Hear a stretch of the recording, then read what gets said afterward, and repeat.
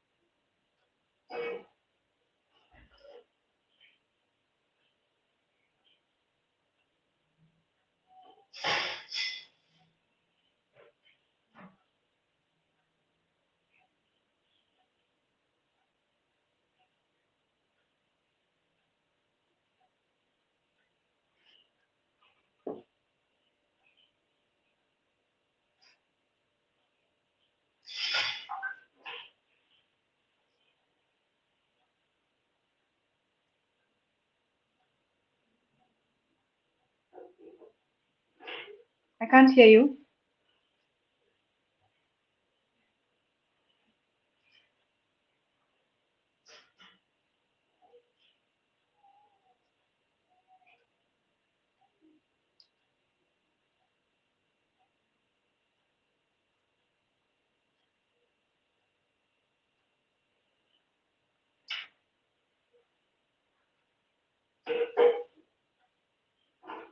But your mic is muted. I can't hear you. All right. Yeah. Good. How are you? I'm okay, thank you. How are you? I'm good. Welcome our viewers and our listeners. I don't know what time it is wherever you are, so I'm a bit skeptical about saying good morning or good afternoon because I don't know where you're listening to us from. But welcome to the program, and this is a special program, and these are conversations with youth, and especially for the Youth Day. And joined with me today is Council Sankuleni Mushibwe, and this happens to be my. Would I say? Not unconventional, but this happens to be my Bless. my lawyer by default. So, Council Mm-hmm. Sankuleni, how are you? And welcome. I'm fine, thank you. Thank you for having me. Good, good. I hope you can get me good. I can. I Oh, can. yeah. So I'll go straight in, and what I want to find out from you is why did you choose law? Um, it's a funny story. I never always wanted to study law. Um, I knew, I think a dream of mine was to always work in an office. For me, it always seemed fun. It always seemed glamorous. I would always say I want to work in an office. But when I was still young, I never had it in mind that, oh, I would be a lawyer. I would say I'll be an accountant, I'll be this, but I want to be in an office and I want to wear a suit. So that was my picture growing up. As I got older, I then drifted towards the law. I studied business, psychology, and law when I was in college. So I felt more comfortable studying law. It excited me, it challenged me, so I decided to pursue it at degree level. Mhm. Okay. And I would equally want to know what is your experience studying law in a Zambian university? I know so many people go abroad. So Mhm. you studied it in Zambia, and how was your experience? Was it better here in Zambia, or would you have rather done it abroad?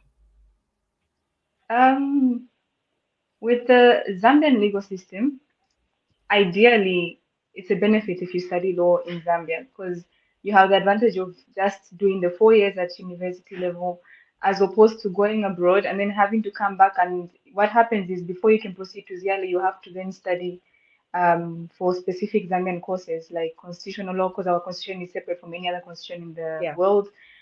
Criminal law is a bit different. So there are certain subjects that you would have to repeat. So that came to mind as well when we were choosing whether to study law abroad or study law in Zambia. So ideally, we felt pulled to then say, okay, you know what, let's just study when we get to Zambia because at least we just do the whole 4 years and proceed. And with Zambia, it's a little bit different in the sense that you're not specializing. You are forced to just do the law in totality. So um, studying in Zambia was a bit different. It was a bit of a culture shock, but it was interesting. It was fun, and we got to meet different people elected by judges, other lawyers, other professionals. So it was interesting. It was fun. Of course, there was culture shock in terms of lack of timekeeping, the usual, and class postponements. But I think it happens with everyone. So it was interesting. But yeah, it was fun. Okay. And then your class sort of got a bit caught up in the COVID at the start. I think that must have been the year of COVID, and your lectures were a little disturbed. And for the first time, Mhm. you went into online learning, and I've always wondered, was that easy or was that harder than going into a classroom? How did you feel about that? So the whole coronavirus issue, the whole COVID pandemic and everything happened when we were midway through our Ziali lesson. So for a couple of weeks, I think a month, we had no classes because no one knew what was happening around that Mm, period when it was massive corona here, corona there. So we stayed home and just carried on studying what we had studied. I think we had the benefit in the sense that at least we had physical classes, so we had met the lecturers, we had a feel um, of studying in person, and then we moved on to online classes. So at the time, we were still understanding what Zoom was.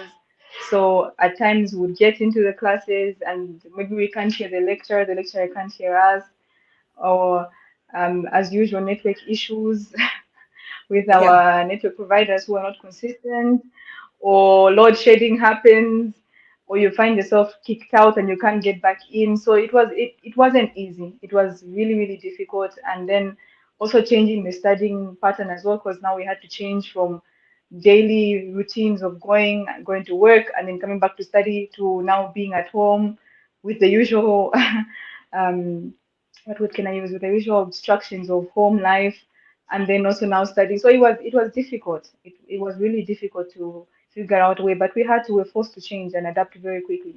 And yeah, I think we all did our best. Yeah. yeah. So Mhm. you were a little unique, and probably that's why I honed in on you, because you then cleared on your first attempt at Ziale, which is quite difficult for many. And sometimes we hear a lot of stories, especially I think in the last intake, where only one person graduates, and you're thinking, what's the probability? So you clear, and I'm a little interested. What did you? I would think, what then did you do that you think might have been a little different from what everyone else did?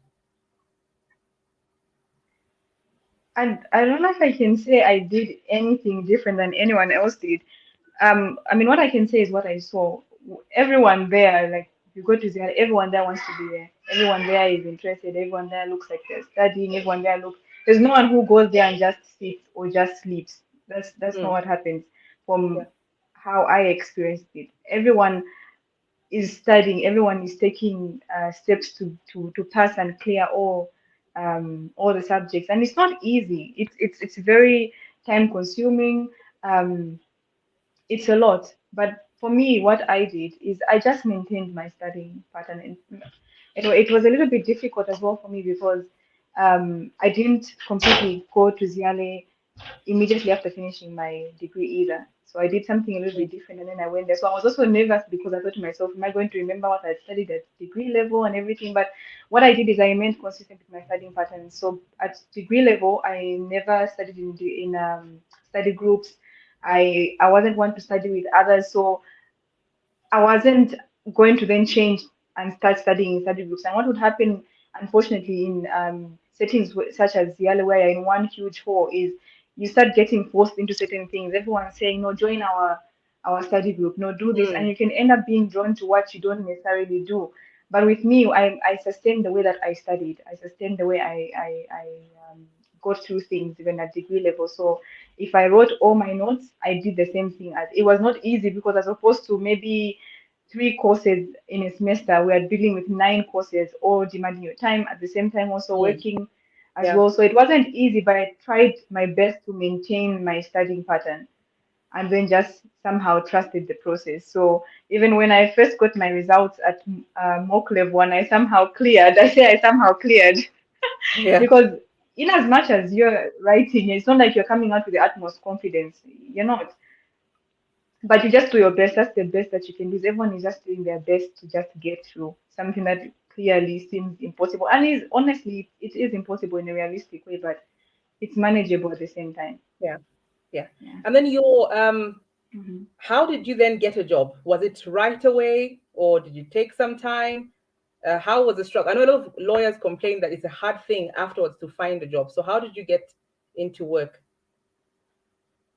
So the job searching for a lawyer is not easy, Mm, and my journey wasn't easy either. So obviously, I'll start from degree level. Um, we were advised to find yourself at a law firm, get the experience, go to court, But we would go to law firms and they would be like, "Are you at Ziale?" And you're like, "No, I'm still studying." No, come back when you're at Ziale. You go to another law firm, oh, can I intern? You don't have to pay me. I just want to sit and I want to just learn. No, come back. So, I would go to different law firms and I would get the same response. So I spent all my degree level not getting that experience, and it makes you feel left behind because you have others who maybe had opportunities or have had a way of getting into these law firms, and you feel like you're missing out, and you'll be told you need the practical experience. You need the practical yeah. experience. Um, to the point where I finally got my degree, managed to do all the courses that required practical learning by just doing my best and studying because I was not given that opportunity. And then now we talk about the waiting period. So during the period where I had to wait, where there were no funds for me to go directly into Ziali. So now that was a year of waiting, and I would go to law firms and say, "Oh, I have a degree now. Is it okay if I just intern? I will just run around. I will learn." Again, are you at Ziali? No, then there's no place for you. Are you at Ziale? No. And that's the answer that we would receive. And we tried the connection route where someone says, "Oh, I know someone, go." And you would go, but everyone would say the same thing. They would say no. And that's the Mm, reality of it. Or they'll be like, "No, we yeah. already have someone. It's already full here." Even if you're talking about pro bono. So fast forward now to Ziale, and there was a requirement that you would need to be attached as a firm before you would proceed with the registration. And it was so nerve-wracking because again you're back in that situation where you're going to law firms and you're like, okay, here's an acceptance letter, I've been accepted to Ziale, can I get a place?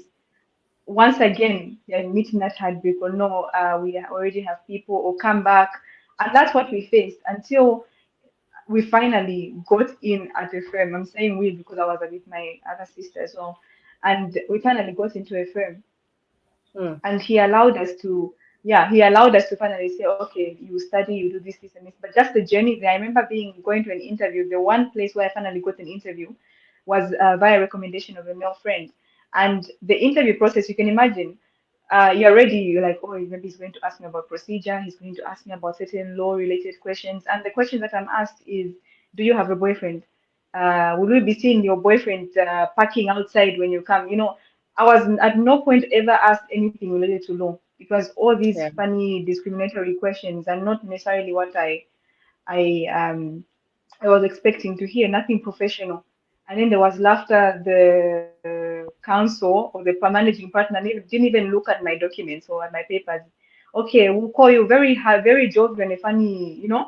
And Mm, that made me feel very bad. And then at the time when I finally got a place, I get a call from that firm saying, "Oh, you've got a place," and I immediately refused because I thought to myself, like, I wouldn't even feel comfortable being there. But that was the reality for me. It was not easy, and for most of the people at Ziara as well, like those that I sat next to, they were all looking for a spot. Most people never got spots. Maybe it came to a point of maybe a lecturer saying something in the lines of, "Oh, if anyone is still looking for attachments, it's probably 4 weeks, 3 weeks into Ziali, or come to my firm, or there's an opening here and there." So not everyone gets a spot because firms don't want to hire anyone who's not finished their Ziali. Not everyone yeah. gets an opportunity, and that's the Yeah. reality of it. Until finally we got an opportunity, it's not easy. It's not easy at all. Yeah. So, what would you be saying to any youth that is on the route to becoming a lawyer, or is intending to, or is thinking of getting into law? What would your advice be? My advice would be work hard, pray a lot. It's going to take a lot from you. Um, Run your own race. Don't run the race that everyone else is running. Don't just follow what everyone else is saying. Be your own person. Be confident. You know, even my other friends that I've seen who are still repeating, it doesn't mean that, for example, I'm better or they are less. If anything, they're gaining more knowledge by having to repeat some of this because they are practical subjects that we use in the profession. So Mm. it's not necessarily such a bad thing. Of course, it's a horrible experience, it's a horrible feeling, but you can get through it. And with the work situation, that's not easy either. Getting work is not an easy thing either. Um, it's a matter of just pushing, keep praying. I relied on that a lot. You need a lot of that. And yeah, just be consistent, keep working hard. The right doors will open in their own time. Yeah. Mm. And like I would equally ask you, are there any people that you looked up to as you were studying, or even now as a lawyer, obviously, are there any people that you look up to that you think other youth should look up to? Because I know so many times these days we're looking up to, I say fluff because I mean I look at some of the people that a lot of the youth are following, let's say on Facebook, and you're looking at the youth and you're like, why are you following? This is like, chaff. But who are you following? That's probably what I would be asking. Um, for me, the person that I follow or my role model, honestly, has been my mom. For my since I was okay, since I was growing up, for me, she was always someone I would see with a book, either studying. From the time I Mm, can remember, she was at school, she was working, pushing. So for me, my role model has been mom. She has done the impossible. She was able to go through degree, master's, PhD with children, me being the youngest, seeing her working at the same time, balancing, making it work. So for me, she's been my role model. She has managed to stand out in men-dominated professions. mm, She keeps on pushing, she never stops, and she just shows us that anything is possible. So for me, that's my biggest role model. Um, so yeah, I don't think I'm necessarily following anyone in terms of social media in particular who can help me aspire to be better. So honestly, for me right now, I would say my mom, because the rest is just not that important. Mm. yeah. Okay. That's really good. It being Mhm. Youth Day equally. Um, I would wonder, what do you think about, do we need more women in the law fraternity, especially where you've talked about that type of interview where somebody's asking you, will we see more boyfriends, or will we see your boyfriend come to pick you up at an interview? What changes do you, before I actually go there, I would say, would you like more females in the career, or do you think there are enough women there? Is there a balance? From what I've seen so far, no, the balance is not necessarily there. Yes, now at least we are having law firms which are being um, opened by maybe women and the like. But for example, even other job applications that I had to go to, even after getting to the bar, you would have jobs such as, oh, looking for an associate, just be, and then the next thing is, but they have to be male, but they have to be male, you apply and then you get a response, oh no, it has to be a male. So it means no, we're discriminating. You see, it means it's not Mm, balanced. So yes, there's always need for more women. Not to say that there isn't enough, but there's always need. And then there's always need to respect each other at the levels at which we're at, to respect and say, you know what, we've all been through degree level, we've all been through school level, we've all mm, been through the Ziale level. It doesn't yeah, make anyone any less or any more just because he's a man, then he should get a job, or just because it doesn't mean anything. For example, you get people saying, no, but then a woman should get married and then she will have children. But a man will get mm, married and will have children as well. He will also have a family. So there's always room to improve. There's always room to allow women to stand out. There's always need to allow youths to also stand up and get there. Because in all honesty, at this stage at which the legal fraternity is at, from what I see, is dominated by the youth. Slowly but surely, the old folk yeah, are fading out, and it's just a matter of yeah, time. Yes. yeah, So the more they allow us to learn, the more we grow. Yeah. yeah. And that's a bit Mhm. of a sad one. I think I felt a bit sad because I was thinking, look, there's so many youth and you're all wanting to put your best foot forward, but there's just so many blockages. It's either they're asking you for more experience, or like you say, they're demanding that you get experience, but you can't get experience because they'll only give you the experience if you're at a certain level. Equally, I've heard that sometimes it's a struggle to pay interns, so you're still struggling in between that route, and it's a hard job for any youth to get into law. And probably for you that's gotten in, I'm looking at you and thinking, well, congratulations, and hoping that more doors are open, because obviously more of you will be enlightened and you'll be able to say, look, I managed to get in. And when new ones are coming on, riding on the success of your breakthrough, you would have the doors wide open for them. So I think that's been commendable. As we wind down, do you have anything to say? Because I know this is Youth Day. If there's anything that you'd like to say, especially to the youth, this is your time.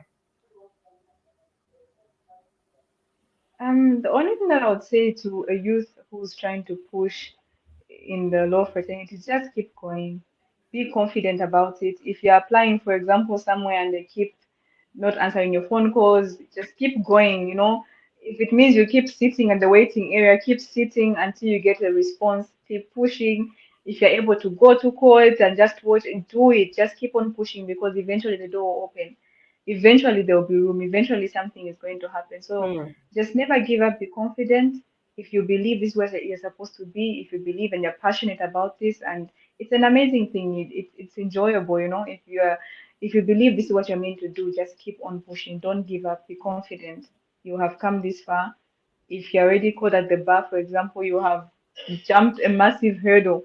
You can do just about anything from this point forward. So don't give up. You have everything within you. You are fully equipped. And yes, keep fighting. Thank you so much, Kansel Sankuleni Mushiwe. It has been a pleasure. Thank And you. dear listeners, this has been a special interview, Conversations with the Youth, a special production for the Youth Day.